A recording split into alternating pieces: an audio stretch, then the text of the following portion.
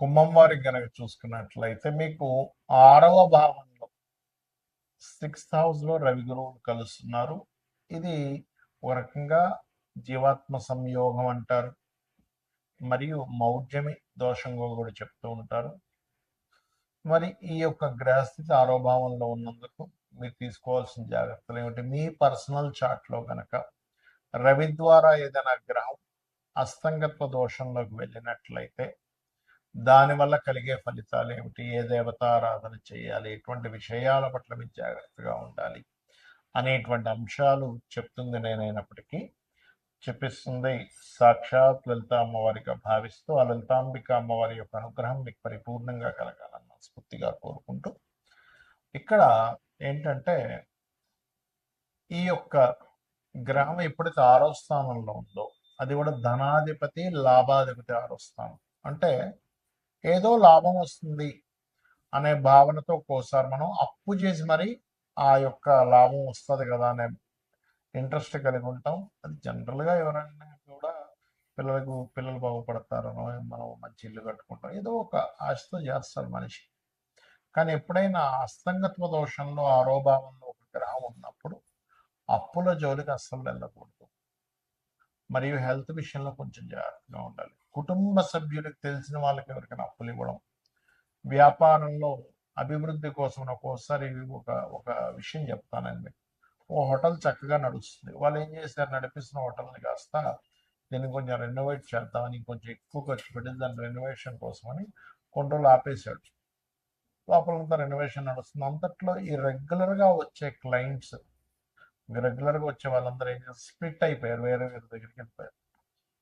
ఇంత బాగా నడుస్తుంది కదా అని ఇంకా బాగా చేస్తే ఇంకా బాగుంటుంది కదా అనుకునేసరికి అది వేరే వేరే దగ్గరికి ఎప్పుడైతే జనాలు అలవాటు పడిపోయారో ఖర్చు పెట్టడం ఒక ఎత్తు అయిపోయింది. అక్కడ అనవసరంగా ఆపినందుకు ఆ కస్టమర్స్ పోయారు. కాబట్టి అప్పు చేసేదా డెవలప్మెంట్ చేసే విషయంలో అది ఆయన అప్పు తీసుకొచ్చాడు, మళ్ళీ ఇబ్బంది పడ్డాడు. దాని తర్వాత దాన్ని తక్కువ రేటుకి అమ్మేయడం, అట్లాంటివన్నీ పాపం రాంగ్ స్టెప్స్ పడ్డాయి. కాబట్టి ఈ యొక్క విషయంలో చాలా చాలా చాలా జాగ్రత్తగా ఉండండి. ఇక మీరు నిత్యము చేయవలసిన దేవతారాధన. ఇంకోటి ఏంటంటే జాబ్ విషయంలో కూడా తొందరపాటు నిర్ణయాలు తీసుకోకుండా, అందులో ముఖ్యంగా టీచింగ్ జాబ్స్, లేకపోతే ట్రైనింగ్ ఇవ్వడం, లేకపోతే బ్యాంకింగ్ జాబ్స్ విషయంలో కూడా కొంచెం జాగ్రత్తగా ఉండండి. రవి, కేతు, శుక్ర, శని గ్రహాల దగ్గర, ఎందుకంటే మీకు ఏళ్ళనాడు శని కూడా నడుస్తుంది. అది కాక 12వ అధిపతి 2లో ఉన్నాడు శని, అంటే శని యొక్క రూపంలో కూడా అక్కడ ప్రభావం ఉంది. కాబట్టి ఈ విషయంలో జాగ్రత్తగా ఉండండి, అనే విధాలు బాగుంటుంది. ఇక్కడ ఈ గోచారంలో రవి 8 degrees లోపల కనుక ఏదైనా గ్రహంలోకి వస్తే ఆ గ్రహాన్ని అస్తగత్వం చేసుకుంటాడు. ఎక్సెప్ట్ రాహు, కేతు ఆర్ బుధుడు కూడా కొంతవరకు ఎగ్జంప్షన్స్ ఉంటాయి. ఎందుకంటే బుద్ధికారకుడు బుధుడు ఎందుకు కనెక్ట్ అవ్వడం అంత అస్తంగత్వ దోషంలోకి వెళ్ళిపోలేడు రవితో. మిగతా గ్రహాలన్నీ కూడా అస్తంగత్వ దోషంలోకి వెళ్తాయి. ఒకవేళ మీ జన్మజాతకంలో గనక ఈ గ్రహస్థితి అస్తంగత్వ దోషంలోకి వెళ్ళినట్లయితే ఒక ఫలితాలు వస్తాయి.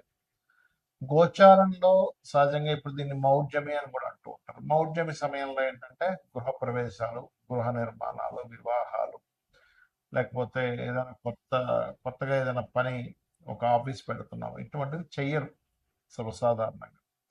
ఇంకా రెగ్యులర్గా పాటించేటువంటి, ఇప్పుడు రెగ్యులర్గా జాబ్ మారాలి, దానికి మౌఢ్యమితో సంబంధం లేదు, గుర్తుపెట్టుకోండి.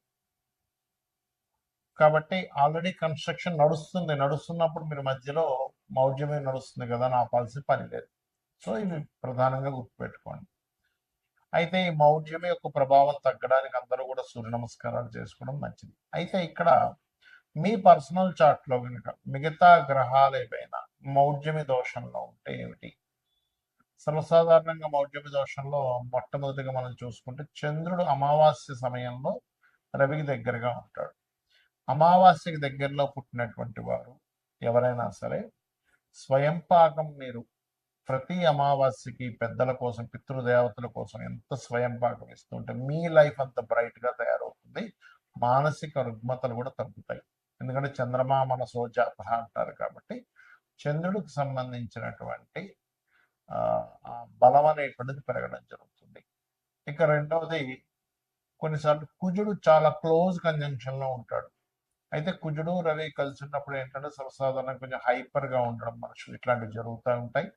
కాకపోతే ఈ కుజుడు ఎవరికైనా రవికి చాలా దగ్గర డిగ్రీల్లో 8 డిగ్రీల లోపల కనుక ఉన్నట్లయితే మీరు ఏదైనా పొలాలు కానీ స్థలాలు కానీ ఏదైనా మిషనరీస్ కానీ కొనుగోలు చేసేటప్పుడు కొంచెం ఆ రవి మహాదశలు కానీ కుజుడు మహాదశలు కానీ రవి కుజ అంతర్దశలు కానీ జరిగేటప్పుడు ఎట్టి పరిస్థితుల్లో తీసుకోకూడదు.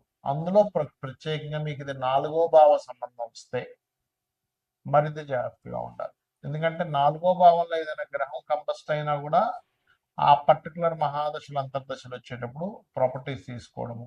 అయితే ఇక్కడ గ్రహం బట్టి కూడా ఉంటుంది. ఇప్పుడు చతుర్థ స్థానంలో బుధుడు కంబస్ట్ అయ్యాడు అంటే బుధుడు పెద్దగా కావడం చెప్పాను. శుక్రుడు అయ్యాడు ఉదాహరణకి. అప్పుడు గృహ నిర్మాణం చేస్తున్నాం లేదా ఫ్యాషన్ రిలేటెడ్ సంబంధించింది ఏదైనా మీరు కోర్స్ చేస్తున్నారు, అది అప్పుడు ఇబ్బంది అనమాట. ఆ రకంగా ఒక్కొక్క గ్రహం కనుక చూసుకున్నట్లయితే బుధుడైతే ఎలాగో అవ్వడం చెప్పుకున్నాము. గురువు కనుక కంబస్ట్ అయ్యాడు ఎవరికైనా, అప్పుడు అది పర్టికులర్గా పంచమ స్థానంలో కంబస్ట్ అయ్యాడు. ఆ టైంలో మీరు ఐవీఐలు ఐయుఐలు ఐవీఎఫ్లు ఇలాంటివి చేయించుకుంటున్నారు. సంతానం కలగకపోతే చేయించుకుని ఉంటారు చాలామంది.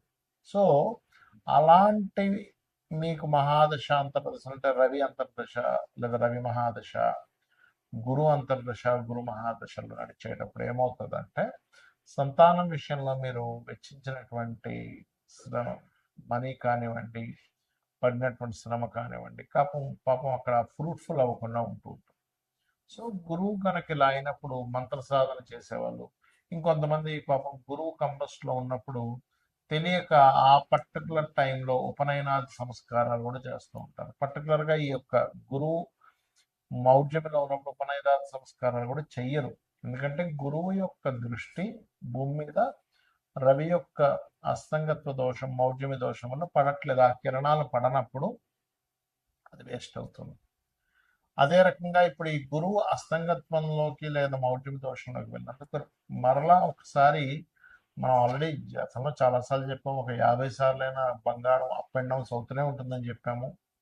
కాబట్టి ఏంటంటే ఈ యొక్క గోల్డ్కి సంబంధించింది ఏదైతే ఉందో ఇది కొంచెం స్ట్రక్ అవ్వడం కానీ కొంచెం అప్ అండ్ డౌన్స్ అవడం ఎక్కువ తీవ్రత చెందుతూ ఉంటుంది ఇక్కడ. ఇక బాగా తగ్గడం లేదా బాగా పెరగడం లాంటివి కూడా జరుగుతాయి ఈ అస్తంగత్వ దోషం వల్ల. ఇక అదేవిధంగా శుక్రుడు ఎవరి జన్మ జాతక చక్రంలో అయినా శుక్రగ్రహం కనుక పర్టికులర్గా సప్తమ స్థానంలో కనుక అస్తంగత్వం అయింది లేదా 12వ స్థానంలో కంబస్ట్ అయింది, గ్రహం కంబస్టన్ అంటారు దాని ఇంగ్లీష్లో, తెలుగులో అయితే అస్తంగత్వ దోషము అంటారు. సో ఆ రకంగా ఎవరికైనా శుక్రుడు అయితే పర్టికులర్గా పురుషులకైతేనేమో స్పర్మ్ కౌంటింగ్ తగ్గుతూ ఉంటుంది 12లో అయితే కనుక, లేదా సప్తమంలో అయినా వివాహం అవ్వడానికి కష్టం అవ్వడము, స్త్రీలకైతే కొంచెం ఎక్కువ జ్వరం రావడము, మరియు అదేవిధంగా వివాహ సంబంధించిన విషయాలు ఇబ్బంది అవ్వడం, ఏదైనా వాహనం కొనుగోలు చేస్తూ ఉంటే పర్టికులర్గా శుక్రుడు 4లో కంబస్ట్ అయితే కనుక వాహనం కొనుగోలు చేసేటప్పుడు లేదా గృహం కొనుగోలు చేసేటప్పుడు చూసుకొని కొనుగోలు చేయాలి. వీలైనంత మట్టుకు వాళ్ళ పేరు మీద వాహనాలు గృహాలు లేకపోవడం మంచిది. ఉదాహరణకు చతుర్థంలో కేతు ఉన్న, చతుర్థ స్థానం పాడైనా, చతుర్థాధిపతి పాడైనా వాళ్ళ యొక్క జీవితంలో వాళ్ళ పేరు మీద వాహనం కానీ గృహం కానీ తీసుకోకుండా ఉంటే వాళ్ళకి చాలా బాగా కలిసి వస్తుంది. అంటే వాళ్ళ జీవిత భాగస్వామి పేరు మీద వాళ్ళ పిల్లల పేర్ల మీద తీసుకోవాలి. అదేవిధంగా శని కనుక బాగా క్లోజ్ కంజంక్షన్స్లో కనుక వెళ్ళిపోయి ఇంకొక పాపగ్రహం కూడా యాడ్ అయితే తల్లిదండ్రులు అంటే తండ్రికి కొడుక్కి వచ్చేటువంటి ఇవి ఇబ్బందులు ఎక్కువ ఎదురవుతూ ఉంటాయి, గుర్తుపెట్టుకోండి. అదొకటి. అదేవిధంగా ఇప్పుడు రాహుకేతువులకైతే అస్తంగత్వ దోషం ఉండదని చెప్పుకున్నాం. కాకపోతే రాహుకేతువుల దగ్గరికి ఎప్పుడైనా రవి ముఖ్యంగా రాహు దగ్గరికి వెళ్ళినా లేదా చంద్రుడు రాహు దగ్గరికి వెళ్ళినా రవి చంద్రులు ఇద్దరు పాడవుతుంటారు. కాబట్టి అప్పుడు ఏం చేయాలి, రాహుకి రెమెడీ చేసుకుంటుండాలి. రాహుగ్రహానికంటే దుర్గాదేవి ఆరాధన చేసుకోవడము, మినుములు దానంగా ఇవ్వడము, గారెలు నైవేద్యంగా పెట్టడము, బెల్లపు ఉండలు ఒక 4 ఉండలు గోవుకు తినిపించడం, ఇవి చేస్తూ ఉండాలి. అప్పుడు ఖచ్చితంగా వారికి ఆ దోష పరిహారం అనేటువంటి జరుగుతుంది.